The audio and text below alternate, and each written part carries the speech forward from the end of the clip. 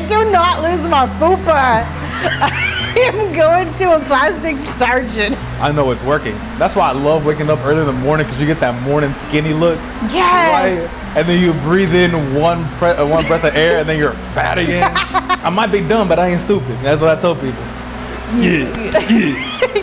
I have it in me. Bro, going into a children's hospital and seeing those poor little kids with no hair, like cancer, oh my gosh, it broke my heart. And to this very day, when I think about it, man, it breaks my heart.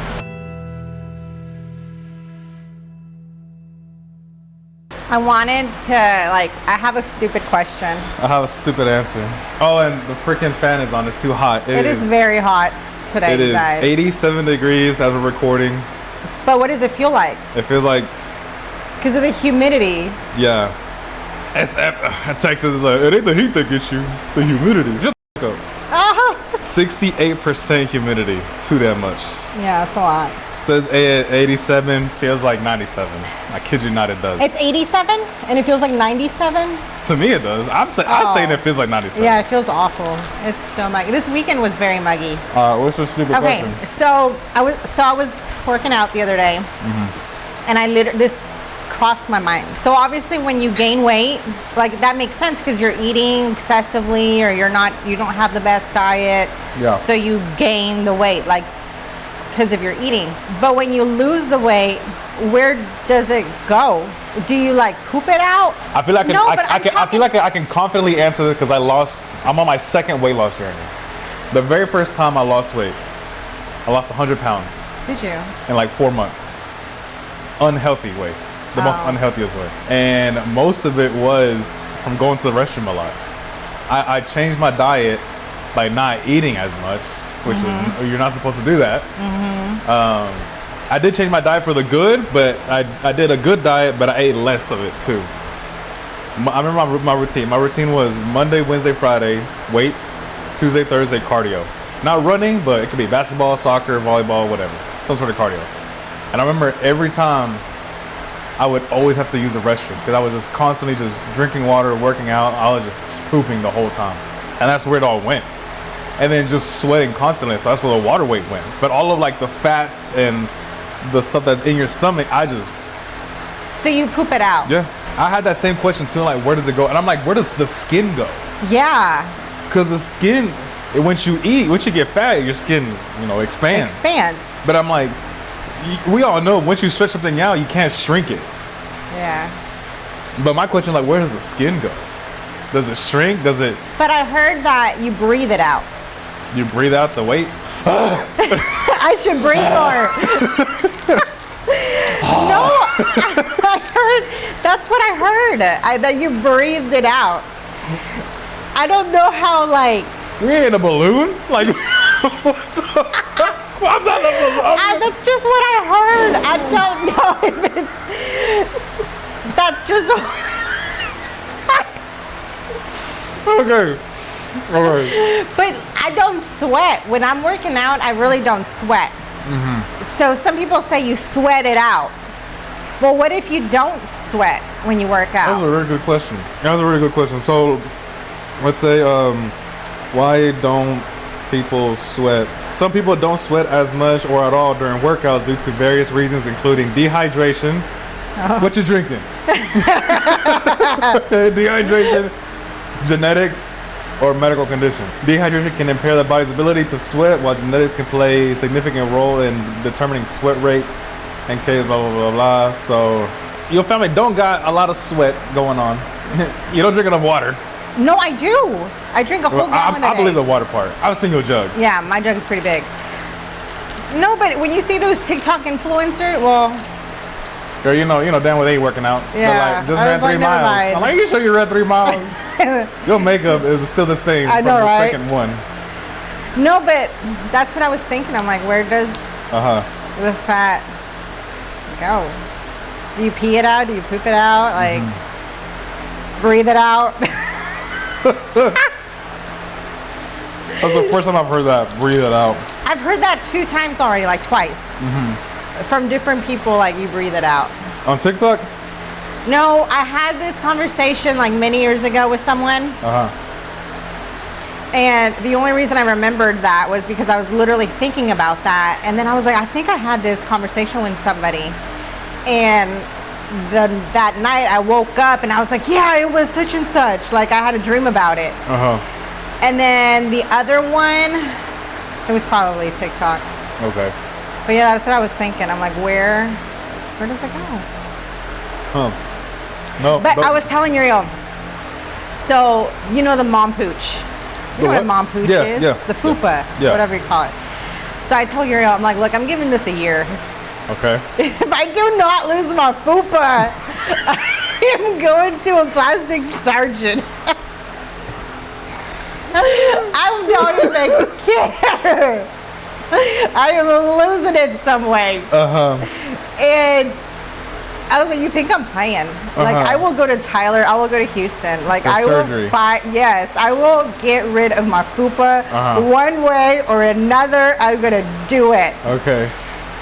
So That's the opening clip for this. I'm gonna lose my fupa. What is your goal and when do you want it to be done? dude, I don't even want abs. I just want a flat stomach. Like, I could care less about abs right now. Yeah. Like my future surgeon, if it is like with my fat, because obviously they cut off like the fat. Yeah. I'm like, you can make little abs with that if you want. Yeah. Like just insert them there with my, but I really don't even care about that. Like, Okay. I started working out in February of this year. I'm giving it till February of next year. And if I don't lose my freaking fupa, I think that's a very, like 12 months. Then what, you're gonna just eat, depress, like you're gonna depress, eat and just eat more if you don't lose it, or what? What are you gonna do? What? What are you gonna do if you don't lose it by February? I'm going to a plastic surgeon. So sponsor us. You think I'm playing, dude? For real. For real. You're that determined. Yes. I think that is like one of my biggest insecurities. Your fupa. My fupa. Okay. I think so. As a mom, as a woman. Yeah. Uriel, he's like, I think you're beautiful. And I'm like, shut up. Like, I really just, if I can get rid of that, I would probably be 10 times more confident. Yeah. If I just lost my fupa. Okay? Damn. Yeah. I'm not even kidding. So I'm like, How long have you had this body dysmorphia going on? forever. Same. So when I had Ian, I gained like 50 pounds. Yeah. And I'm like, it's normal, I'll lose it. I think I lost maybe 30 of it, and I kept 20. Yeah. And then Mia, I got pregnant with her. I gained 20 with her only, or maybe less than that, maybe 15 to 20. And then I feel like I didn't lose much after her. And so I went back to work when she was like 8 weeks, and I really wasn't focusing on like working out, diet, because I was trying to breastfeed too, you know, pumping at work and all that. So I kind of just let it slide after 5-6 years. I'm like, I'll work out later, whatever, later. Okay. And I never did. Yeah. And that's when I told you I woke up in February. I just woke up one day. I'm going to start a podcast. I'm going to lose weight. Like, fuck this fupa, I'm finna podcast. Today is the I'm gonna get a day. tattoo. Basically. Oh my god, so So I woke up- your whole life changed. My whole life on changed. February. In February. Like I literally. February before or after Valentine's? It was before. On Valentine's. No box of chocolates. No, I'm serious though. I literally woke up one day and I'm like, today's the day. I've been doing it all. The calorie deficit, counting my macros, increasing my protein, lifting weights, trying to do cardio. And I don't even do abs, dude. Like I do core exercises to strengthen that muscle after having babies. Yeah. You know? So I've been doing that. I've bought everything, bro. Like a yoga mat. I will say, are you mentally connected to the workouts? Yes. Or I'm are you freaking, just doing it? No, I'm freaking committed. I am so committed. You don't even like. No, but are you telling yourself in your head, like, hey, if I do 10 reps of bicep curls, my biceps are gonna grow? Yeah. I said if I do 20, my fupa is gonna disappear. 21, okay? 20 is that's where you're messing up. One more. Because that's what changed for me. When I told mentally, if I'm like, I'm doing these workouts to build this certain muscle, then... And then you're like, whoa. Like 2 weeks later, I'm like, oh, it's like I'll be randomly on the couch, and then I'll flex my triceps, because I want my triceps to grow. And I'll flex my triceps. I'm like, dang, I didn't feel, because like, I know when they work, when I feel less fat just hanging right here. Yeah. Right, and I do the same to this side. I'm like, okay, I feel less fat on the arms. I know it's working. That's why I love waking up early in the morning, because you get that morning skinny look. Yes. Right? And then you breathe in one breath of air, and then you're fat again. I hate that so much. I do too. But I love morning skinny. Morning skinny, I'm like, that's me right there. I like hate it. that. I told Uriel one night to like measure me. Yeah. Mostly my abdomen area from like belly button all the way to the back. And like not even 12 hours. I'm like, can you measure me again? And Uriel was like, no. Like, I'll measure you in 3 days or a week. Yeah. And I was like, no, you gotta do it right now. I just did 20. Oh, you know what gosh. No. And I was like, I'll donate my fat. You really have no patience. Yeah. You don't. Yes. You do not have any patience. I told him, I was like, I'll donate my fat to science. Like, like. Oh my. Give it to EA. He's the one that gave it to you. Just give it back. No, God, so serious, bro. Yeah. I want to lose at least some of the face fat by my sister's wedding. When's your wedding? November. Of this year? This year. No way. So I got till November 1st. Her wedding's on November 7th. Okay. I started 2 things to do that, because talking about face, I'm getting bangs. Okay. I'm getting bangs. Okay. Is this your first time getting bangs? Yes. I just thought, like, literally I was in bed, and I was You were going to the restroom and on your own, pull it up. You're like, okay, yes. I thought, like, no, I was laying in bed and I was like, I'm gonna get bangs. Uriel wakes up. No, I know. No, you're So not. I told Uriel, and I said, babe, I'm gonna get bangs. What do you think? And he was like, we've been together for 12 years, that he's just gone to a point where he's like, okay, like, sure, like, I'll agree with you. I'm trying to sleep. Shut up. Do whatever you want. And he's like, okay, babe. Yeah, I think you look good. Yeah, you know. And being so supportive, like he really tries to be supportive. And I was like, okay. And so I messaged my hairstylist. I was like, can you get me in tomorrow? This was last night. Okay. And she's like, I can't tonight. I can Wednesday. And I was like, I can't wait till Wednesday. But you are so impatient. I really am impatient. Oh my goodness. I really am. I'm gonna get bangs. So maybe next episode, you'll have bangs. I'll have bangs. Okay. You know, it's just hair. If I don't like them, it'll grow You'll back. shave it off. That's okay. That's fine. You'll look like me. Come on, like Britney Spears. You'll look like, oh my God. Yeah, I look like Britney Spears. No. Oh. But anyway, back to the face thing.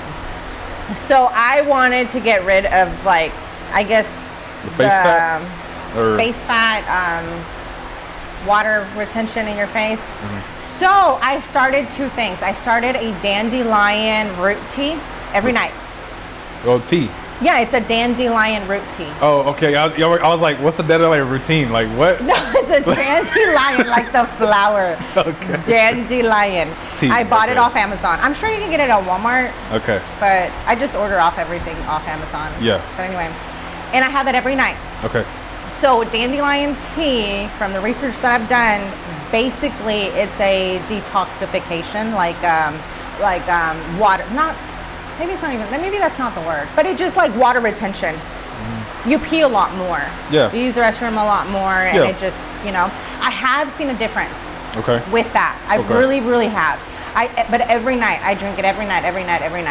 And then the sculpting, You know what Yeah, I'm I know what talking you're about? The talking face sculpting, when it's like a little marble looking thing. Yeah, I yeah. do that every night too. I get like a face serum, and you know, I take a shower or whatever, and I put like a couple drops on my face, and I sculpt to, you know, like I've watched TikToks Yeah. and like up and the, you know, all that. Yeah, yeah. I have definitely seen a huge difference doing that too. Okay. And you're like, you're ironing your face.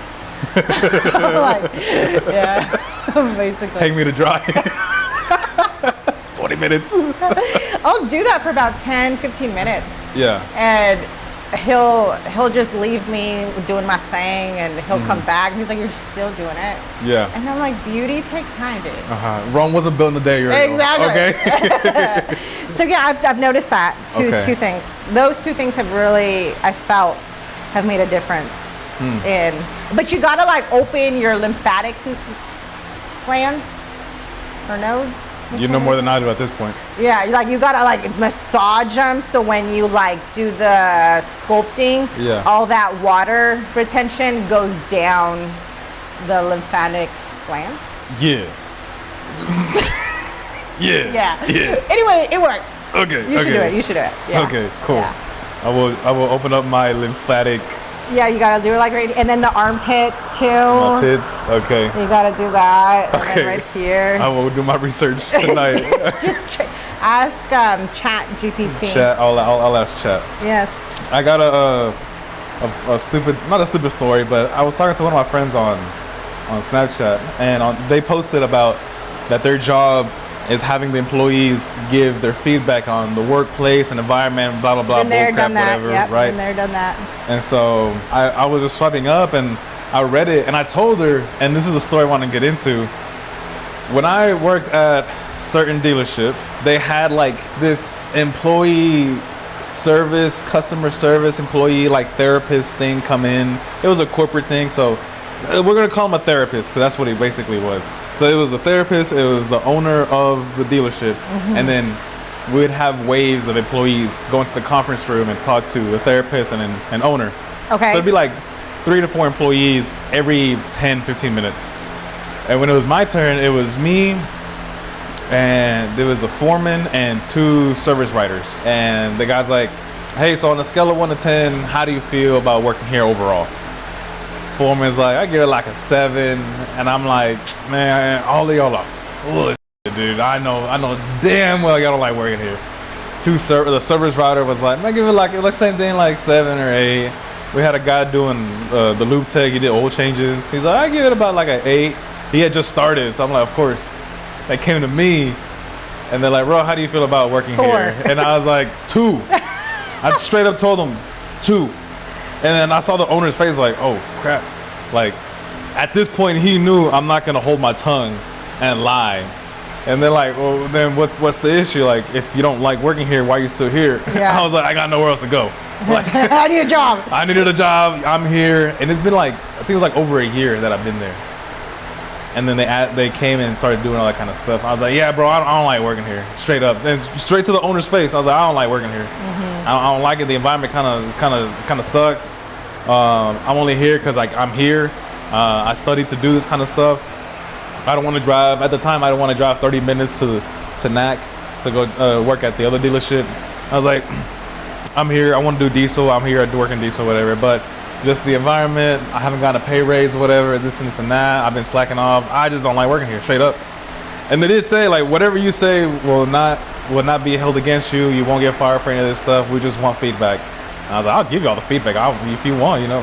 I'll say I hate this place, and then after that, nothing happened afterwards. Like I wasn't, held accountable for certain things. Like they didn't do anything bad to me, whatever.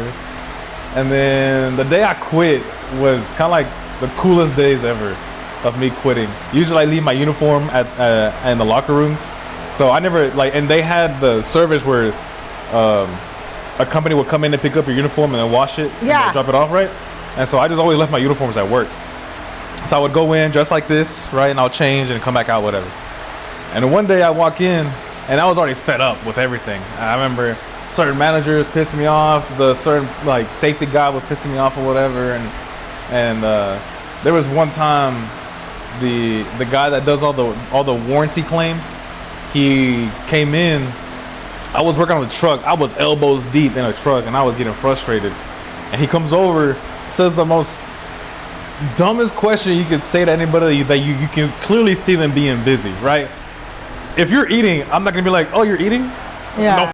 No, right? You are eating. Especially when you're already aggravated. Yeah, you already aggravated. So I'm elbows deep in the truck, and I'm already like pissed off.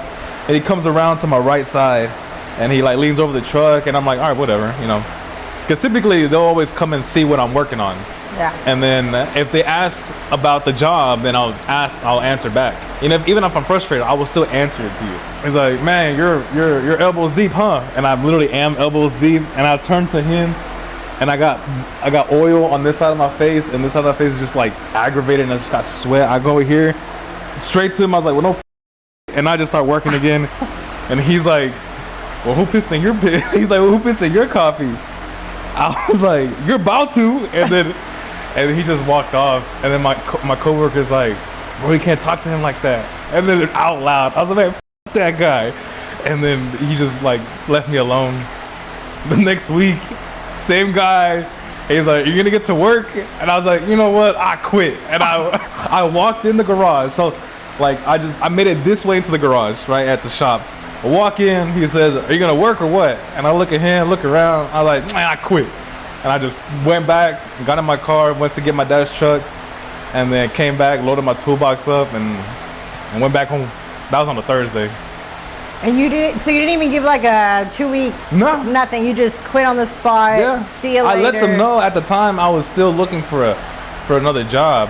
Yeah. And they knew, I just didn't tell them. Because the dealership had like this, I had like a savings account, so I could take money out of my paycheck and put into a savings account with them, but I can always cash out whenever I wanted to. So Okay. I had cashed out all of my savings. I think it was like 2 G's at the time. And they know that if somebody cashes out everything, they're leaving. Yeah. Because they've seen a lot, you know?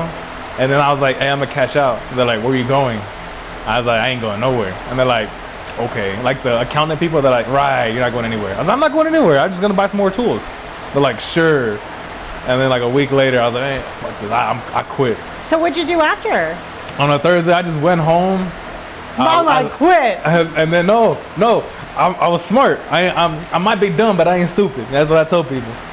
I had already got accepted to the other job Oh, okay. on Monday, but they didn't know. I was Okay. gonna quit regardless. I Yeah. was gonna quit on a Friday, but I quit on a Thursday instead. So that day, I took my dad's truck, took it home, got in my car, went and got a haircut.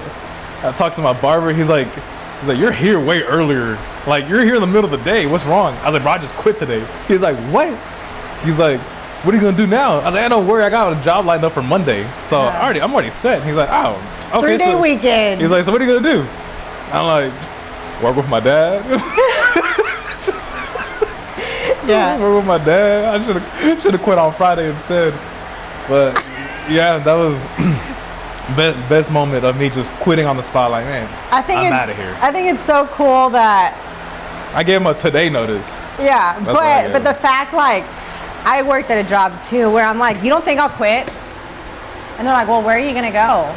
I'll go work with my dad. Like, you don't think I will try me. So why, like, your friend was talking to you about that because they did that at their job? No, they were they got she had posted something on her private story that her job is wanting people to give their feedback.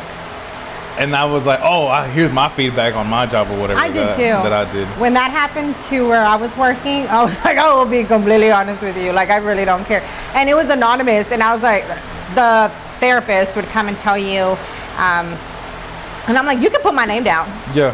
Like, I ain't scared. You don't have to put anonymous. Like, Yeah. put my name down. Matter of fact, I'll tell him right now. I'll write a note. Yeah, for real. I'll sign it if you want me to. Yeah. I was like, I'm not scared. Like, put my name on it. Yeah. I'm not scared. Yeah, I feel ya. But working in a toxic environment, and then leaving after, Oh, so revealing. it's like, why did I not quit earlier? Yeah. Like, why did I stick it out that long? Yeah. Now I got a homeboy that works at that dealership now, and he tells me like, dude, the guys that I used to work with are still there, and they're saying that it is 10 times better now than when it used to be. And so they're like, come back. And I'm like, nah, I'm good, man. I'm good. Because once you have that taste Yeah. of what you went through at that specific job, you're so scared to relive it. At Yeah. least that's for me. Nah, I'm like, I don't want to walk into the same building where I had this argument with this person. Yeah. Well, I that yelled at too. that person Yeah. for this or whatever. Yeah. And the guy that I yelled at is still working there. So I'm like, nah, I know there is no grudges. I'm not holding anything against anybody, but I'm like, nah, it's just the memories. Plus, Yes. I feel spoiled working in the AC environment. So, and the shop doesn't have any AC. I'm like, nah, I'm okay. I'm all right. Especially this Texas humidity. Plus the engine heat. Ah. All the heat from the vehicles. I'm like, nah, I'm good, bro. Do you think you grew as a person working in a toxic environment? Heck yeah. Yeah. Heck yeah. Me I've learned too. to not hold my tongue. Me too. I'm gonna say it how I say it, and if you get offended, oh well. I think I vividly remember this one spot. Prior to this accident, I was very like reserved, very quiet. I'm not Yeah. gonna say anything. You can say, do whatever. Like a teacher's pet type of stuff. But then they did something that pissed me off so bad that I was like, I don't give a crap who is around. And there were doctors around, there were the big boss around, and I went up and I went off because I'm like, no, I got fed up. And after that moment, I was like, I have it in me, you know? The next thing, you're fired. And after that, I felt like so more confident. Yeah. I learned so much more about myself. Yeah. And You're in the mirror. You're like, yeah. yeah, basically. Try me. Yeah, basically. And after that, they never said anything to me. Yeah. Never try to cross my line. They're talking crap about you. They're like, You know, they blamed. She's coming. They blamed something on me that I broke something. And what makes me mad is did you like, break it? no. Oh. We're adults. We're working in an adult environment. Yeah. If you break something, mess up, own up to it. Yeah. Own up to it. Keep going. And that was my thing. That was my big thing. And they blamed it on me, said that it was Zuri's fault, and I knew for a fact. And they were blaming it on me, but they were waiting for me to go. They thought I was going to the restroom, but I was really just going around the corner to take a sip of water. And they thought I was leaving, but I heard it all. And I was like, oh, heck no. You don't. You're like. Basically, especially when it came to surgeons that I loved and respected. Yeah. You don't, no. If it's between you and me, you know, like same level, Yeah. then whatever, we can figure this out. But if you're talking about it with someone that is so important to me in a way, I'm like a surgeon that I madly respect, and you're talking trash about me about that, no, I don't do that. Yeah. No, I don't do that. So that's when I went and I did, and I did that, and it's like, I have it in me. Yeah. And they never did it again. Yeah. But that's my thing. If you screw something up, Yeah. we're humans. Yeah. We're all gonna mess up. Just own up to it. And it's sad that there's like grown ass women or men too that Yeah. still don't. And I'm like, bro. Yeah. Now at my new job, I've only been there 4 months, so I'm kind of scared to say certain jokes. And there was one day, because normally I get off at 5, right? And then the manager left a little bit earlier, but HR stayed just to like make sure the orders were getting fulfilled or whatever.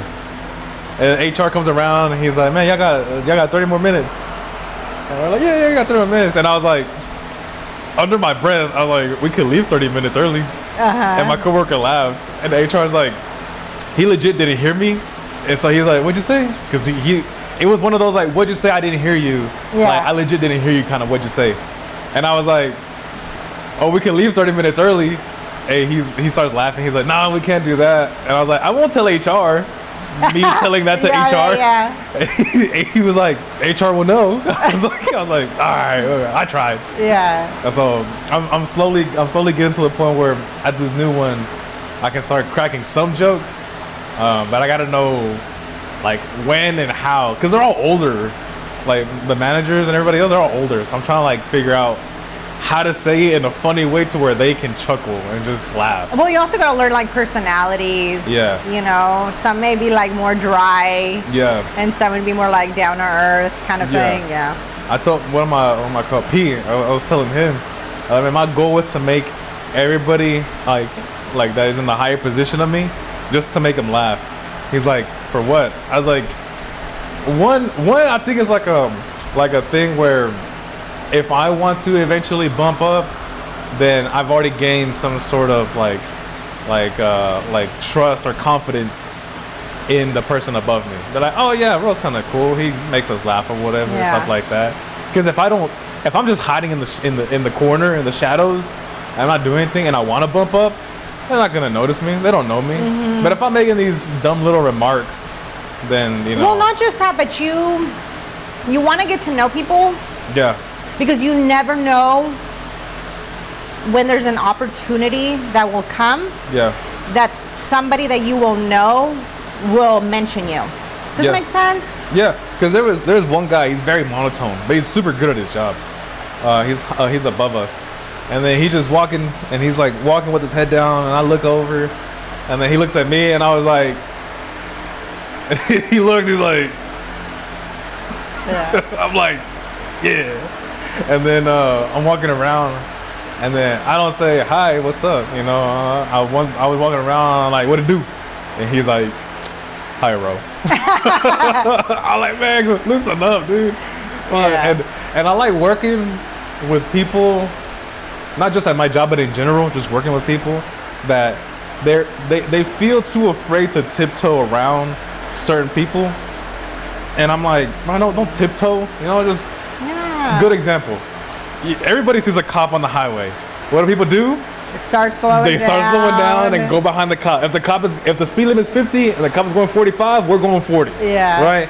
I'm like, the speed limit is 55. He's going 50. I'm going 55, and I'm gonna just keep going. And it's kind of like a monkey see, monkey do. They're like, oh, if he did it, I'm gonna do it too. And so I'll pass up a cop. I don't care, right? I sometimes will go one over, right? And then I can pass up a cop, and then it's like no big deal. I'm not driving reckless, you know. I'm just going a little bit faster than you or the speed limit, and then I just pass them up. And because I'll do it, everybody else will be like, oh, okay, it's okay to pass up a cop. Yeah. I'm like, of course it is, dude. And it ain't that bad. Just don't be an idiot, pretty much. That's how I see when I see certain people and people that like demand respect and they like talk to me a certain way, but this is the first time you've met them. I'm like, but I'm gonna talk to you, you know, just normal, nonchalant, chill. And then I'll figure out whether I want to respect you or disrespect you. I gotta find out where you sit or whatever.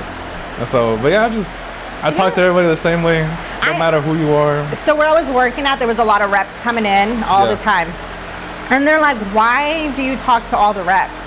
And I'm like, well, one, I'm just like a really friendly person. I like to get to know people and just chit chat or whatever. But two, you never know when an opportunity that like they can hand you an opportunity. Yeah. You know what I mean? Yeah. And so when I was leaving, I was saying goodbye to everybody because I was one of the people that those reps talked to. I was like, hey, I'm not going to be in this position. I'm leaving, yada, yada. I had 2 job offers because they're like, hey, we got to know you. You're super cool, really laid back. You're good at your job. If you ever need a job, if you ever need anything, here's my card, contact me. And that's what's up, because you never know when you're gonna need. It's not, you're not using them. No. At all. No. I was honestly just trying to get to know them, but some people really do have opportunities that you never know that will one day hand you. You know, or they know people that will recommend you, and you just that's what I like about it. Connections. Heck yeah. I want to know all the time. You had mentioned in the last recording about your son. Yes, his heart tube thing. What's the story behind that? So when he was born, they kind of detected like a heart murmur. Okay. Right? And they're like, don't worry. What is a heart murmur? A heart murmur is like it's a whooshing or a swishing sound. So it's not a drum beat, when no, right? So it should be. it should be a drum beat. Yeah. Right? But you hear like an irregular sound, Okay. Like a basically, whooshing. and Whooshing or what? swishing, Whooshing. Dang, so it's like doing this. made by rapid, choppy blood flows through the heart. Oh, so I'm guessing the blood flow is doing this. It's not the like proper blood flow in the heart. But they told me, don't worry, it's gonna be fine. Some of these disappear, so I didn't worry. So maybe like around 11 months, they're like, well, we hear it again. It has not vanished. I think we should do a second opinion with a heart specialist, because this is just with his pediatrician. And so I was like, okay. At that time, they were traveling to Lufkin, and so they did an EKG, an ultrasound of the heart, and sure enough, they saw that he still had that murmur. And in the ultrasound, you can see that it was in the atrial. You know where the atria of the heart is? No. If this is the heart. Okay. It's somewhere in the top of it. Okay. And it just was not making the it was too big of a hole. Okay. Okay. So there was too much blood going. Okay. Right? So they just told me it could still vanish. Let's just give it another year. So we did another year. At this point, he was 2. During this time, he seemed fine. Yeah, he had no Okay. symptoms. The Okay. only way we knew was because of his yearly checkups. Okay. But there was no like, oh, I'm tired or I'm dizzy or okay. No, he was a normal little kid. Okay. So then he's 2, did it again, EKG. But this time we were having to travel into Tyler. They stopped coming around to Lufkin. Same, it has not gone. It was like a pretty big size of a hole compared to his heart. They're like, I honestly do not think it's going to close at this point. It's already been 2 years and it has not closed. Yeah. I think we need to start thinking about surgery. It's either going to be open heart, which broke my heart. Can you imagine your baby laying on an OR bed having open heart surgery, right? Or science. Thank the Lord for science now. Technology has advanced so much. They're like, there's a new technology, not new, but it goes through the groin, like a wire through the groin, and it goes all the way to their heart, and it's a catheter. And then they place it through x-ray and all these cool machines that they got going on, like what is the one that goes through the camera that goes through the throat? Okay. Through that, they're able to see through all the monitors where this catheter is at in the heart, and then they let go of the catheter, and then they place that stent in the heart wherever they need it. That's badass. It is very. Dude, that's. But having your 3-year-old son thinking that he's gonna have to do that broke my heart. Or he was 4 at the time. But they say we're not gonna do this until he starts around kindergarten. Studies show that they do better when they're a little like kindergarten age. Well, I guess. Hold on, but you said studies. Okay, it always trips my mind when they say study shows when this and this and this, which sounds heartbreaking. But the amount of kids before kindergarten, right, that went through this, and they're like, oh, these kids are suffering. Yeah. And the kids during kindergarten, they're like, oh, these are okay. And then the kids after kindergarten, 1st and 2nd grade, they're like, oh, they can kind of handle it, but not as well, which is crazy to me. Yeah, it's very crazy. Okay. So he started kindergarten, still no symptoms, happy kid, whatever. But then he wanted a birthday party, and around that time, his birthday's in December, so he's 5 in kindergarten, so he was turning 6. I did notice that he was getting a little bit more tired. Like, we had it at Hijinks, and he was he was really tired. And all his little friends were still jumping, but he was like just tired. And I knew that was going to be like a symptom, so to say, because they go through all of the symptoms, what to watch out for. So I was telling her, I'm like, I knew it was coming, but he's now showing this. Before it wasn't, and now it is. And so I was telling the doctor, I was like, are you sure? Like, what happens if we don't do this at this age? Like, what if we do it until he's like older? And they're like, well, he's gonna get tired more. His lips are gonna be blue. You're just gonna notice a huge decrease in activity level. I just think it's just better. They recover better. I think it's just best, right? And our pediatrician did a phenomenal job in recommending us this pediatric cardiovascular surgeon, or not surgeon, but specialist in Tyler. Yeah. So we went in the summer before first grade, in July, the summer before first grade. And I told the lady who was our doctor, I said, let's do the surgery. I don't care how much it's gonna cost me. You gave me the best damn surgeon there is. I don't care where I have to travel. Yeah. I said, if I have to get on a plane and do it, I don't care. I will do it. Just give me the best damn surgeon out there. Yeah. Right? And she gave me a list of names of pediatrician, cardiologist surgeons that she recommended. And I vividly remember I went to work because I was working at this facility and everyone knew what was going on, and they were also great and lifting. And I remember Nancy, she was like our mama out of everybody. And she's like, she put her pen, everything that she was doing at work. She said, we may get in trouble and I don't care. Give me those names. And we Googled for hours. And she helped me. She went home with these names. I went home with these names. Yeah. And we both did our research. She did hers, I did hers. And the very next day, she's like, Zuri, in my opinion, this is who I think you should go with. Okay. And I, to this very day, I thank her for that, because she took the time out of risking her getting in trouble at work. Right. But took the time to go home. Yeah. And do research for me and my baby. And then the very next day came and like gave me reasons why. I was like, oh, you're a damn of a good woman. Yeah. She had a heart of gold, or has a heart of gold. Is she a mom?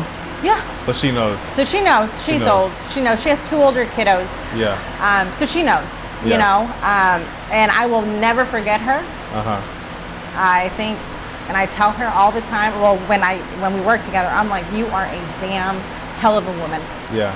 You are, and so I always try to strive to be the woman that she is, because she's phenomenal.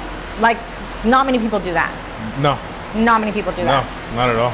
I called up because our doctor that we were going to, she didn't do surgery. She just did the exams and did the diagnosis, and then she referred you to the surgeons. Okay. Okay, so I called her up. I said, such and such doctor, and she said, got it. We will schedule you. And I think she scheduled me for like a month from when I called her. And it was Dr. Divakar in the Children's Health in Dallas. Yeah. Ian caught strep a week before we had surgery. And I called up there. I was like, hey, he has strep. They're like, we're gonna have to postpone the surgery for another month. And it kind of shattered me in a way, because I was having to live with this fear. Yeah. And now I'm having to live with this fear again for another month. Yeah. But I get it. You're the expert. We'll do it. So we had it for the first week of July, and I think it's 2023, July of 2023. So 2 years ago. And my parents came with us. Yeah. And my sister came with us, because Mia was maybe a couple months old, maybe a year old, or probably a year old already. And we all went to Dallas on a Sunday, because his surgery was on a Monday. They're like, he can't eat. Gave us everything that we needed for his surgery. He said, be here at 10 a.m. And I was like, 10 a.m.? Can it not be 8 a.m.? You know, like I'm trying. Right now. Yeah, because I'm trying to just, I guess the living in fear. Yeah. You know. But so be it. I told Ian, and I told him straight up. You know, I didn't want to lose that confidence in me, and so I said, look, bud. Uriel and I sat down with him, and we talked to him. I'm like, look, you're gonna have to have a surgery. Your heart has a bobo, and we need to fix it now. I said, so, and he asked all his little questions that he had for a little 5-6-year-old mind. And I said, I will answer them to the best ability that I can. Yeah. Right? But to a point that he will understand in a little 6-year-old mind, you know? Yeah. So we were honest with him. We told him this is what's gonna happen. They gave us like a pamphlet prior to surgery to read to him for him to understand what was going on. I said, bud, you can't eat for good 12 hours, you know? He's like, why? And trying to explain to him why and all that. And that boy took it like a champ. Damn. They called us in early that Monday. They're like, do you want to come in now? I'm like, I am on my way. Yeah. You know, Mia stayed home with my parents and my sister, Uriel and I, because at the time COVID was still kind of around. Yeah. And they were like, only one person can go be with the patient, but they're like, you know, mom and dad, y'all came out of town for this. And I will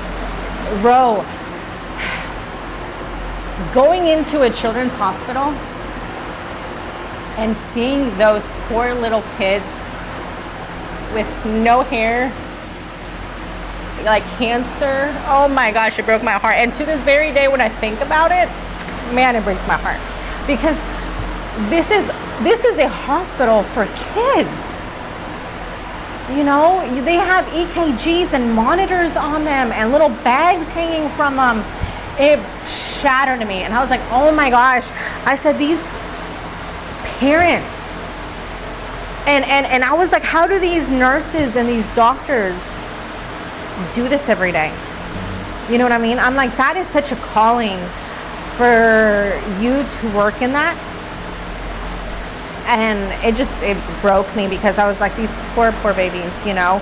I saw, you know, several make a wish. And I was like, you know, it's just, when you walk into a children's hospital like that, it just breaks you, you know. And I'm just like, and all the doctors were going to be like, he's going to be fine, he's going to be fine. And I'm like, knowing that my baby's going to be fine. But clearly these babies have been here for months. And my baby's going to walk out of here in a day and a half. You know, it truly gives you a different perspective in life. Yeah. Truly does. Kids in wheelchairs, hooked up to monitors. Yeah. Oh my gosh. It broke me. And I was trying so hard not to cry because it's such an overwhelming feeling. Yeah. And especially with your son right there, that he knows he's gonna walk into surgery. You know, you're trying not to cry. You're trying to be so strong for him, you know? And so I was like, we made it into the pre-op little room. They gave him his cute little gown, little hospital gown, took his vitals, you know, and that boy took it like a champ. He went in there, he didn't cry, didn't ask questions, didn't say, hey, hold me. He was like, head held up high, you know, and I was like, yeah, man, what a G, you know? Yeah, for real. For real. They gave him little liquid Versed, and obviously Versed, very strong, you know. He started, you could just see in his little eyes that he just started like I guess hazy, sleepy. And he started being so silly, and the nurse came and they said, Mama, it is time. And I would have been like, shut up. I Don't say it. Lost it. Yeah, no, yeah. Because here comes the surgeon, the nurses that are going to be with him in the room, the anesthesia, and I told them, you take care of my baby. I said, and they're like, we got it. And I know they got it, but that's still your baby. Yeah. You know? And so they wheeled him out, and they're like, I'm gonna give you all a minute, because they just knew that we were so overwhelmed. And they closed the little door, the curtain, and me and Uriel just bawled. You know, we're like, okay, we're fine. They took our numbers and we're like, we will update you every 30 minutes. It'll probably be anywhere from 3 to 4 hours. And it wasn't open heart surgery. It was just in the cath lab, But they're like, oh, and sometimes it made me mad, because when I told people that, hey, my son had surgery, they're like, oh, it was just a procedure, because it was in the cath lab. I'm like, he still went under a general anesthesia. To me, if I'm knocked out with no consciousness of anything, it's surgery. It's surgery. Like, I don't care. Like, yeah, it's not, they're not cutting you with a blade. Yeah. I get that. And it's just, you know, a small incision, whatever, in a cath lab, different than an operating room. But my baby still went through something that other kids didn't go through. It's still surgery, because he was still under anesthesia, and it was still big to us. Yeah. So, but anyway, they kept calling us every 30 minutes, and we went down to the cafeteria and ate, and I think we just cried more into our food than ate our It's a little food. salty. It's a little salty, yeah. Basically, and they kept updating us, and gracias a Dios, they said y'all can come back up. We went back up, and they took, I mean, like any other person who had general anesthesia, it takes them a minute to wake up. Yeah. And we were there for an hour, like waiting for him to wake up, and I'm like, something's wrong, why have, you know? And they're like, it's okay, we were just taking us a minute to wake him up. He's little. He had, you know, a big dosage, kind of, so to say, for his size, for general anesthesia. Finally, we got to see him. Hey, mama, like, como si nada. That's like a good nap. Yeah, basically, he's like, he looks so refreshed, you know, because when you're under anesthesia, it's like the best nap ever. You know, like the best sleep. You wake up, I'm a little tired. Yeah. Go back to sleep. For real. And he said they put like a little rope around his ankle to the bed, and they're like, he cannot move his leg for an hour. Why? Because since they went through the groin, they made a little incision in the groin to get the catheter into the... Oh, okay. Does that make sense? Yeah. Right? They had to keep it still for it not to, if I'm not mistaken, like a blood clot. Okay. Right? Yeah. And since it was heart, they didn't want it to like go straight to the heart, you know? Yeah. So it was really cool. And then the surgeon came and gave us the x-rays, and I sent you a picture of it. Yes. Right? So they went through the groin and went all the way to the heart, which is like crazy to me.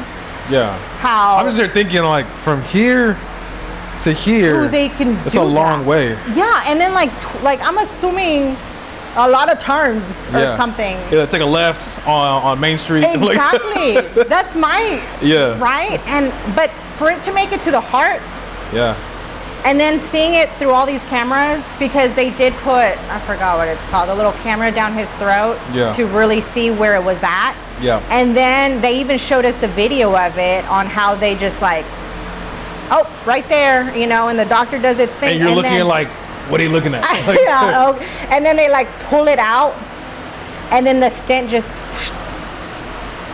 opens. You know? So that's why you go to school. Like, I'm like, that's why you go to school, amazing. kids. And so he's like, yeah, the epithelial tissues are gonna grow around that stent, which is a wire. Yeah. It's gonna grow a little tissue, and it's gonna close what it's meant to close. The tissues will grow around it, and like when he gets an x-ray, they won't able to detect it. Like, people will never know, like x-rays and medical professions will not know that he had a heart stent unless you tell them. because of the tissues growing around it. I'm like, that is freaking like. Yeah. And then he was like, did you know that in the UK, they're working on a dissolvable stent? I was like, what the heck?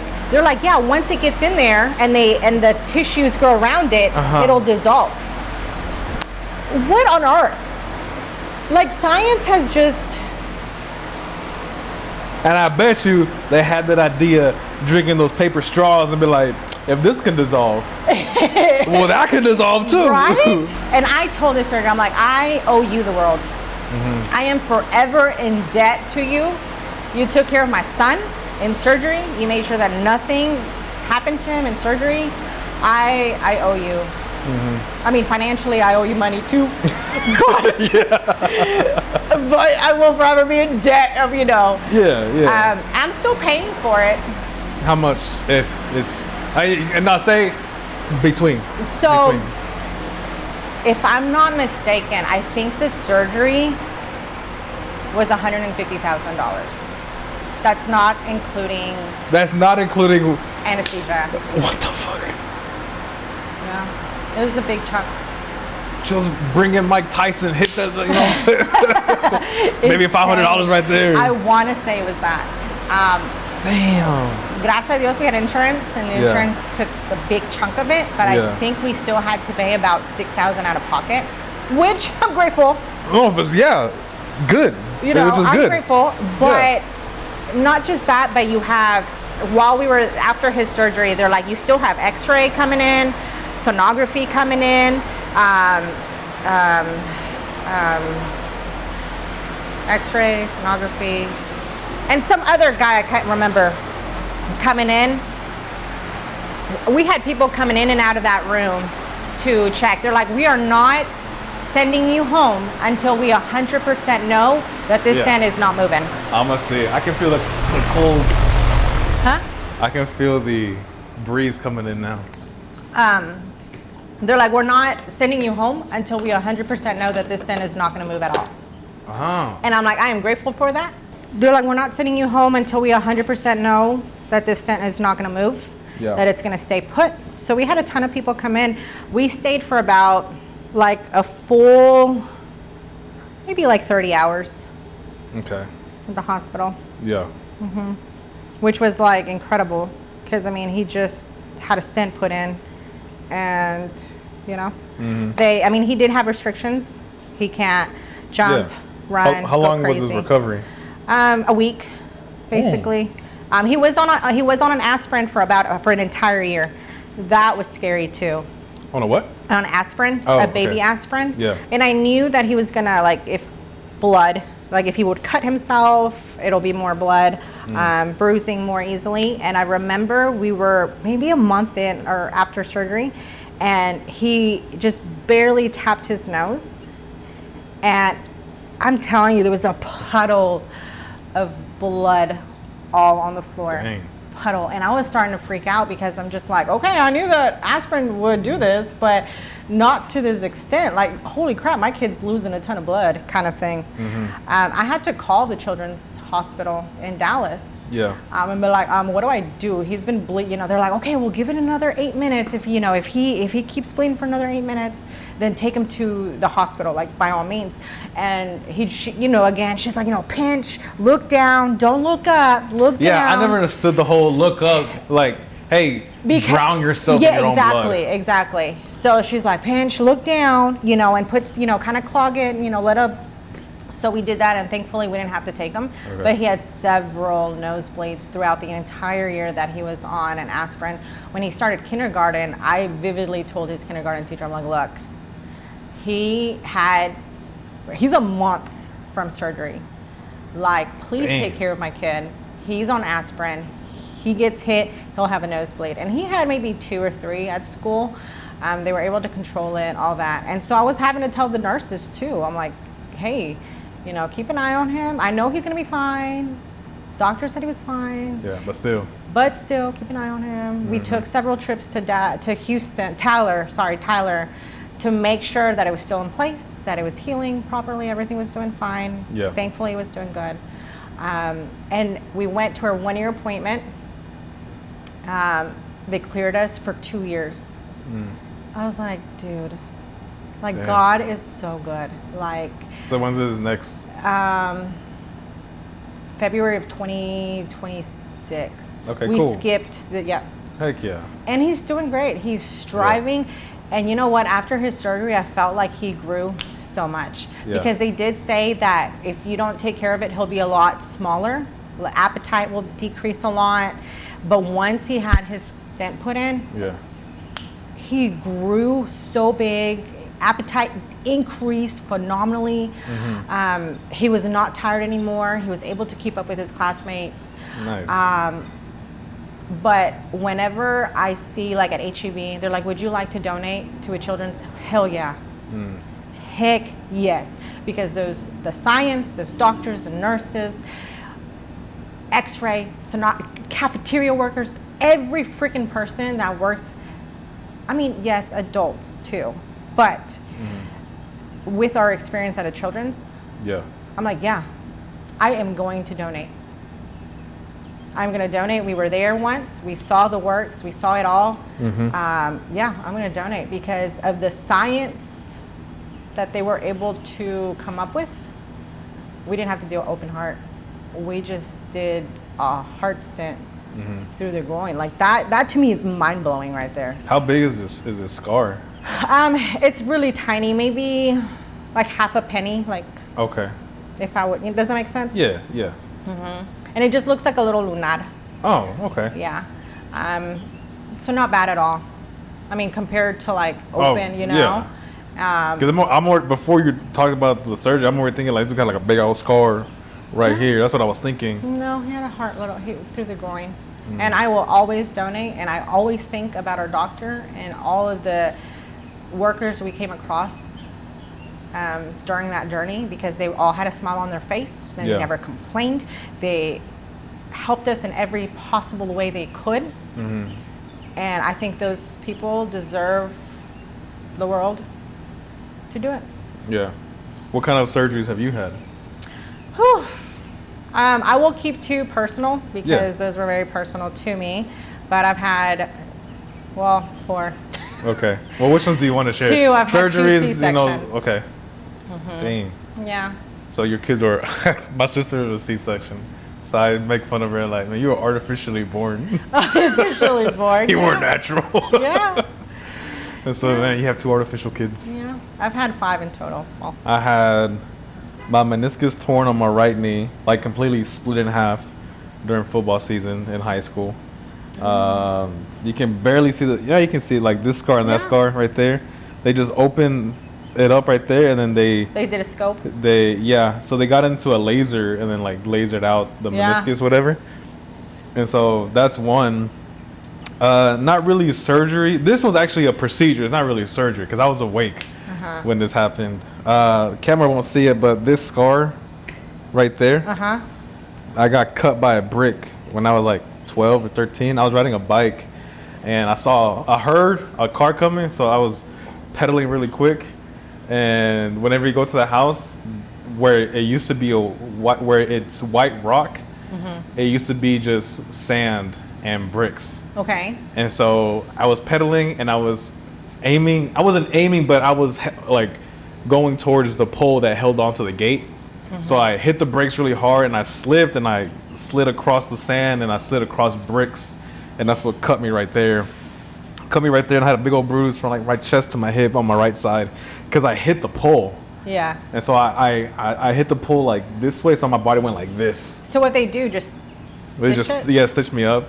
Oof. And then the doctor's like, and we're gonna put anesthesia, but on the scar. And it's gonna feel a little sting at first, but give it like 10 minutes and you'll be all right.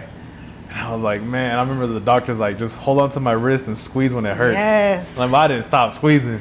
And I heard the doctor be like, damn, like it's squeezing pretty hard. I was like, because it hurts, dude. Yeah. Because it hurts. So the sting is what sucks. Yeah. I mean, after it'll como si nada, but the sting sucks. So I had knee right near my groin, surgery wise.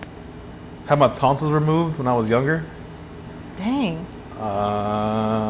That's pretty much it that I remember. Dang. and it's all on the right side. So I twisted this ankle on my foot. I'm twisting my right ankle. Got this scar. Got my knee. My whole right side is all messed up. Oh, this wrist is messed up too because of boxing. Oh yeah, because of all the. You hear that? Yeah, that's not. You should get that checked out.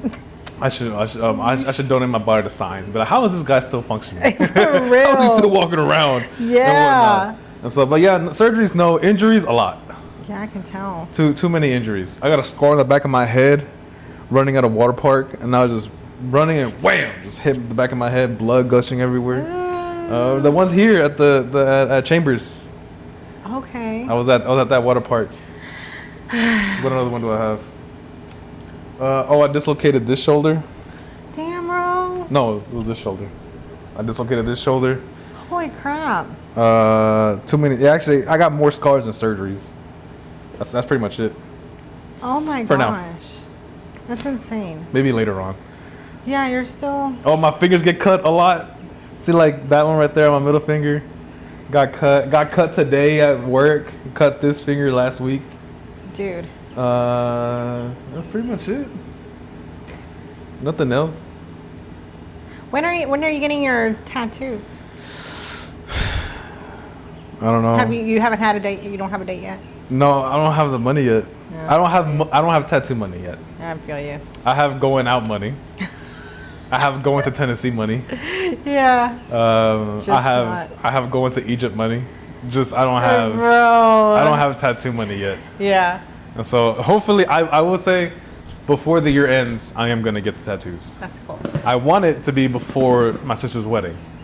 Oh, in November. In November. So Here? before Or Dallas. Dallas. Yeah. She'll be getting married in Dallas. Yeah, that'd be cool though. I'm sure you'll have it before December or I hope November. so too. I hope so too. Yeah. Well, I'm supposed to get my evaluation at work. So if they're like, all right, we'll bump you up to level 2, then there'll be some sort of an increase in Yeah. pay, which I don't know how much, but I'm like, all right. The way I think about it is I want to keep my lifestyle now. So whatever is extra, I'm going to take out and put to the side. That's So good, I'm yeah. like, I'm still getting paid what I'm getting paid now, even Correct. though I have That's good. That's an a good increase. mindset. Well, I emailed Marky because remember Yeah. how I want a heart organ, Mm-hmm. right? But with the picture of his stent tatted on it, right? Makes sense? Yeah. But we're going to a water park. And Lame. I was like, does that, because I think, isn't that a thing? What? Where you can't be like in a pool or something? Yeah, you're not supposed to. You're not supposed to. People were like, just do it regardless. You're not supposed to be near or go in salt water. Something like that. They say don't is it get salt near. water? Oh. Mainly salt or any kind of water. Okay. Fresh water, salt water. Mainly salt water because it's just Texas. Yeah. We're not with salt water. Plus, the water parks have chlorine. Yeah. And so they're like nowhere near water, which I'm always afraid to get a tattoo that's overseas near water. Because in my head, I've told myself like, it's gonna get infected. Even though you're in a clean area, you're still near water, and the water has breeze and it carries things in the air. Well, my thing is, And so- I'm going to a water park, like a public water park. Yeah. Where you got piss everywhere. Yeah, I'm not gonna That's do just the that. So reality I of it. told her, I'm like, I think I'm gonna have to wait till like July Yeah. to get it because I don't want it to like I get like a huge infection and my arm have to be chopped Oh, I off become. or something. I am not a germaphobe, but when I get a tattoo, I am the biggest germaphobe. Yeah. When it comes to tattoos, I'm like, I spend a lot of time, spend a lot of money Yeah. on this art piece. I want to preserve it. I want to keep it clean, keep it nice, keep it long lasting. Yeah. Don't even touch me. Don't even invite me out. Don't even breathe around me. I'm like just. When I get a tattoo, I'm like 6 feet, pre-COVID, get a hazmat suit going on. Isn't it like 2 weeks or like a whole week or something? Theoretically, for, like healing? for hand poked, I mean, Less than a week. yeah, like a week, I would say. Oh, okay. A week if you treat it properly, and then for a machine tattoo, like 2 weeks to 3 weeks, depending on how your body recovers it. That's what I thought. And so I was like, well, that's my thing. We're going to a water park. I already bought tickets. Yeah. And if I have it, I It's gonna don't mess want public. Is it going to be pee everywhere? Yeah. And dirty. And then, yeah, I was like, we'll wait till July. Yeah. And I was thinking about having it like, I want it on my hand really, really, really, really bad. Okay. But I don't know if I will. So I was like, well, somewhere maybe. Here's what somebody told me a long time ago that like the minute you get a hand tattoo is the minute you should be making over $100,000 Oh, a year. someone told you that? 100. And I was like, you know what? He's Like- because they're like at that point, you don't have to worry about, you know. Like so together much. with your husband, or just you. That's what they told me. They're like, I'm like, because I wanted a hand tattoo, I got a long and they're ways like, to go. you make over 100,000 a year and then get a hand tattoo. Yeah, never mind. I got a long So I'm ways like, to go. okay. It makes 'cause- sense. Yeah, because at that point, I'm not worrying about, you know, like my first impression on certain Yeah. people, whatever. And I'm like, all right, let me make up to that much, and then I will maybe get some hand tattoos or whatever. Yeah, I think hers are so cool. Yeah. It looked really, really cool on her, and I was like, well, let me start. But yeah, I guess that makes sense. I don't know, but you can just tell like certain people will rock hand tattoos. I would want some, but I don't think I can rock hand A tattoos. hand tattoo. No, I can. I think I can just think- rock a sleeve in the back. Well, women tend to rock the hand tattoos more, Mm-hmm. obviously, and then men can really pull off a good sleeve. Sleeves. I really want my back tattoo, my whole back. No. Xander, one of the tattoo artists, he has this this design that he made, and I was like his model because he wanted to Sharpie it on somebody. I was like, oh, Sharpie it on me, and he was doing a Sharpie. He was making adjustments. He's like, okay, it'll look good like this and this and this, and he's like, all right, cool, thanks. And so after looking at his design, which gave me motivation to lose weight. Because his model on the iPad is someone that's like built, like wide back and but built. And I was like, I already got the wide back part. I just need to be a little bit more built. And I was like, I want that. And he's like, are you sure? I was like, I want it, and I want to look like that mannequin. Just give me a minute. Just give me a hot ass minute, and I will look like him. And then I want that tattoo piece on my back. He's like, all right, whatever. So now I gotta work on that and then start on my back. I think tattoo. everyone should have like a little motivation. Yeah. Does that make sense? Like yours is the tattoo. Mm-hmm. Like honestly, I just want to wear. I bought this fitted dress. Yeah. Like silk. Yeah. I'm like, I just want to fit in it Mm-hmm. and not have my fupa show. That is like I told you, I'm like, you could just take me to like Chick-fil-A. Like I really don't care. Like Mm-hmm. that kind of, you know. So that's my motivation, Okay. just for the fupa. All right. So Damn no more fupa. fupas. Quit your job. No fupa. Quit your job if you don't like it. Donate. Donate to the children's health any children's hospital thing, whatever. Get that tattoo. Even if they're like, they're gonna judge you for it. You're like, how am I gonna look in 50 years? Like a badass because you got a tattoo 50 years ago. Duh. Yeah. And then enjoy. We pre-record everything, so by the time this is out, it's probably not. It's gonna be as hot. No, But- it probably will. No, you're right. Yeah, it's gonna It be mid. is. It's gonna be We're- smack July. Yeah. It's gonna be close to 4th of July. It's gonna be close to Ian's holiday. Yeah. Good This old weekend, America. we went to a graduation party and they were introducing us to some people. And Actually, they're yeah, like- this is coming out on 4th of July yeah, week. Yeah. Okay. And he had his surgery that week too, Uh huh. so it'll be even extra special. But anyway, they were introducing us to this person. They're like, "Hey, I watch your podcast." Yeah. I got so excited. I was like, Damn. "Let me text Ro and tell him that," you know. And I thought that was really cool. Just one person out of the whole party. Yeah. Lame. But still, Still one person. It's one person. out of Yeah. everybody. You're like, oh, that's great. You're like, you get the microphone, so guys. much. Go to @0podcast, YouTube, Facebook, Instagram, TikTok. I thought it was really cool. Follow and I us. was like, we're getting there. Yeah. We're getting there slowly but surely. And I was like, we got to be consistent. Mm-hmm. And they're like, you need to have more people on it. I've had a lot of people. Well, then tell me show up. Freaking just say yes. I've Come told on. so many people. And so many people, and they're like, no. Or I don't I'm know. like, I don't like my voice. I don't like how What am I gonna gonna talk about? Yeah. I was like, the I'm camera's shy. right there. And I'm like, dude. I'm shy. I've heard it all. I know. And you're always like, well, can I be your audience one day? Just like clap. I'm Yeah. like, hell yeah.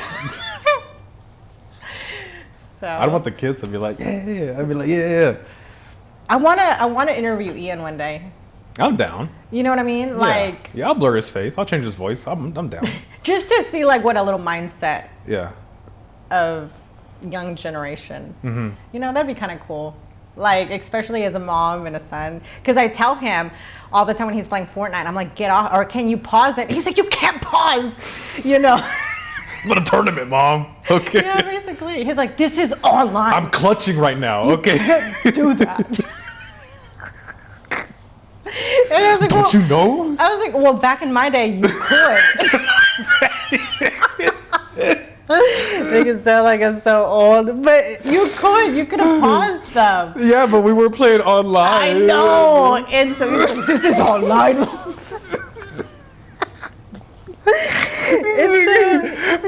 That's our content. Mom, y'all didn't have internet back then. Did y'all have phones? That's what I want to like. Mom, you were in the 1900s. Don't say it like that.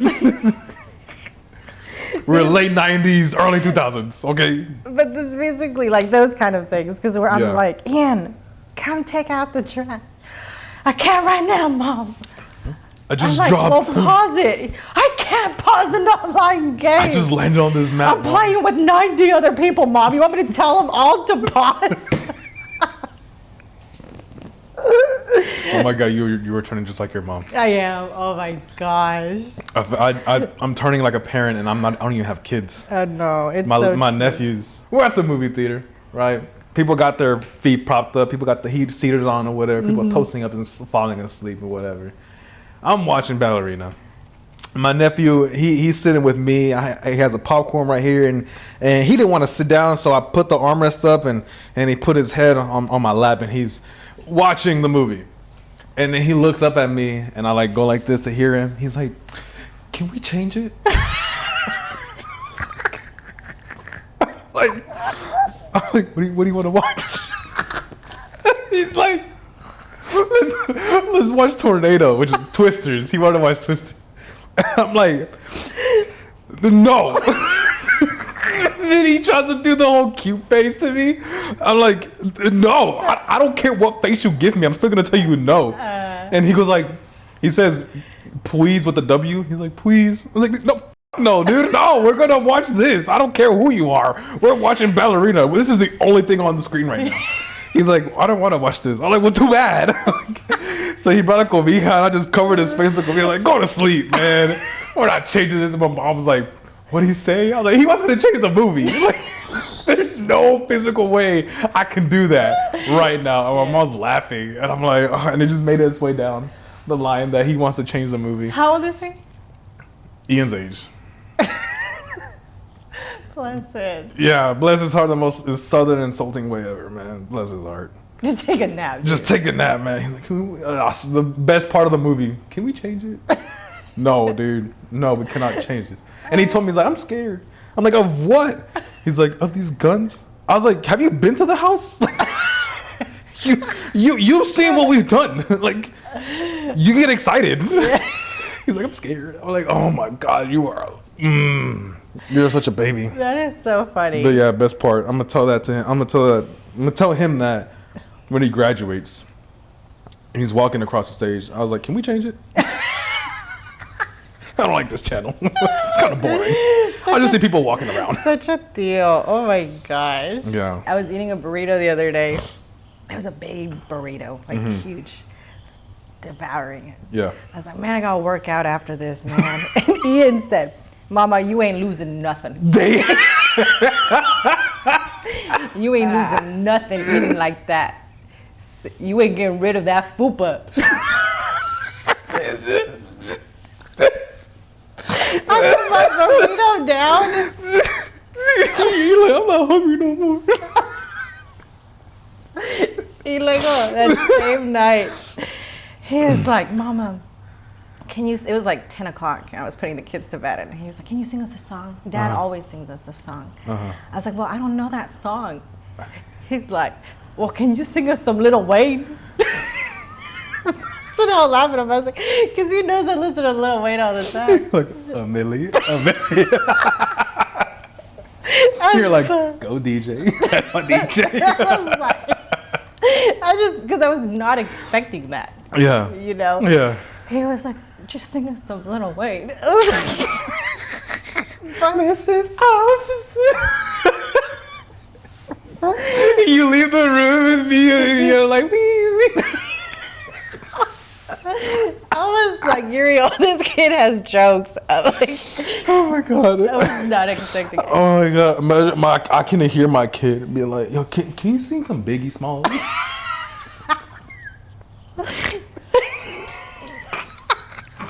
I want some 50 Cent tonight. Dad, sing that one song from Snoop Dogg. I'm like, who taught you this? I know I did it. Like the Twinkle Twinkle, like Yeah. who sings that now? Yeah. To their newborn. He's like, nah, I want, give me some Bon Jovi. I'm like, who the hell? I want some Pink Floyd, Dad. Uriel was like, please tell me you did not sing to the Lil Wayne song. I was like, no, I didn't. You were like, you missed a performance. They had front row. But I was like, in my head, I was like, well, what Lil Wayne song do I know? Clean version. And for my None of them. I was like, Ian, I said, So look, did you sing them in Lil Wayne? No, Wayne didn't. No, it was Drake. It was Nicki Minaj. I sing them like, I ended up singing a Carrie Underwood song. But I was like, look, it's better than Lil Wayne. Yeah. We ain't singing Twinkle Twinkle Little Star either. But I thought it was so funny because I was not expecting See, that. that's why I can't wait to have kids. Them ask me like the dumbest things ever, and I'm like, whoa, hold on. What happened to the wheels on the bus? I know, like I don't even. It's like, no, Dad, wheels on the lowrider. Jump up and down. Oh, that's so funny. That was a good laugh. Yeah, Ian's a little smart, but he's funny. He's my little comedian. I'd be laughing. I'm down to have him if both of y'all are down for him to be. I stay laughing with him because he's just so funny. Thunder. But then he was like, Mama, I got bit by a tick. And I was like, where? I'm assuming it's like it happened today. He said, no, Mama, this happened like 2 weeks ago. I tell you every day, how's your day? And you tell me fine. It's fine. Yeah. And you don't tell me nothing. Last week. Oh, I got chased by a grizzly bear. Here's a scar. I was like, Ian, what if your arm is falling off? Like, I need to know why. And I just ended up taking you to the ER. And they're like, what happened here? I'm like, I don't know. He had a good day at his school? sitters. Yeah. You know? And I'm like, but in reality, there was a reason for it. How am I supposed to know this, dude? Yeah. He's like, well, it was 2 weeks ago. But I'm fine. I was like, yeah, evidently you're fine. I was looking through my files and I forgot to tell you. I was reported back to HR. I was so mad at him. I'm like, you can't tell me you got bit by a tick. Yeah. Because I'm assuming it's that day, and I'm over here like all like mom mode. And Uriel was just trying to like hold his laugh, like he had his back towards him, trying not to laugh. Yeah. Because I'm like, dude. Yeah. I'm like, if you have a school project one day and you tell me till the last minute. The last minute, I've done that. I said, you were getting an F on it or you're going to figure that out. I Yeah. said, because I'm not playing that game. Yeah. And you know what's going to happen if you ever bring a really low grade home. He's like, I know, Mom. My PlayStation, I'm going to take my PlayStation away from me. I said, that PlayStation going to be sold. Yeah. He's like, I know, Mom. You see him later at night, he was like to me, give me a Capri Sun on the rocks. He like this, like, damn it. Boy. Boss woman got me in trouble. Like, And here's me wanting margaritas everywhere. We went to a mariachi, Yeah. and you know how they have the little, have you ever been the there? little flight. Yeah. The little tray, whatever. tray, Yeah. and it has like 4 of them. Yeah. I want that. What is it, the blue one? The blue one. The blue one, yeah. Dang it. I said, you can't have that. Yeah. She's like, but I want it. Yeah. And she likes tajin, Okay. and I think that just, And she Mexican. my kids, I'm telling you. Uno quiere margaritas. The other one's just a smart butt. Man, what else you want to tell the people before we end it off? What do I want to tell people? Yeah. To get that tattoo. Get that tattoo. I'm gonna end off with a friend of mine was like, I was making a joke and I was like, I'm so broke, I'm gonna start selling advice. And You're going to start selling advice? Yeah. You? Yeah. Okay. That's what I thought too. But the one I gave was pretty good. It was pretty good advice. And so she was like, all right, I'll buy one. Jokingly, she said, I'll buy one. I was like, all right, bet. So I said, everyone has their version of you. No need to change the way you live your life and adapt to others because no way to live your restart. Everyone has seen their version of you. No need to change the way you live your life and adapt to others because their versions of you is the reason why they stood by your side the entire time. So when people say just be yourself, do just that. Be yourself. Okay. And then after that, I sent them the leave a tip. How funny is that? Sent them leave a tip, and then and so yeah, that is my advice to you. They say be yourself. Just be yourself. Yeah. Don't adapt. Don't change. Because if you do, you ain't yourself. Because you see this version of me, but my childhood friends will see a different version of me. Yeah. And then my travel friends will see a different version of me. But I ain't gonna change. I'm not gonna act like my travel self to you here, right? Because it's a completely different person, completely different persona, different character. Yeah. So when I say just be yourself, just be yourself. That's why we feel like, oh, once you get to know me a little bit more, then I will open up a little bit more. Yeah. Because the first version of you is the preserved, closed doors. And then you're like, all right, once you've unlocked that door, I'm gonna give you this version, Yeah. level 2. And then You're level like, 3 or I'm gonna whatever. give you level 3 starting off. Starting out, I'll give you level 3 right now. And then once I see you, like, I'm gonna go back to like level 1. You're like, why aren't you talking? You don't even see this version. I'm just tired, That's Yeah, it. I And feel so, but other than that, Thanks for watching, you guys. Thanks for Y'all are watching. awesome. This is episode 12. Is it 12? This recording is 12. That's awesome. Just uploaded 10. This is recording 12. oh, because you haven't and then- uploaded the other one. is it? yeah. That's right. And then we take a hiatus for my travels. That's right. Well, thanks for watching. And I know then- there's people watching, and that's awesome. One day we'll go to New York for best podcast. Yeah, we're like, what is it called? That morning show? Good Morning America? GMA? I mean, we'll go broke going there. Because we'll probably have to pay for it. But we'll be on the show. That's all that matters. And if you want to be on the show, let us know. Please. Legit. Yes. I tell people all the time. We got a little 8-year-old next we're recording. Budget's low. Budget's low. Pretty low this year. Oh, man. Yeah. Yes. Other than that, God bless you guys. yeah, with Thanks. that, God bless.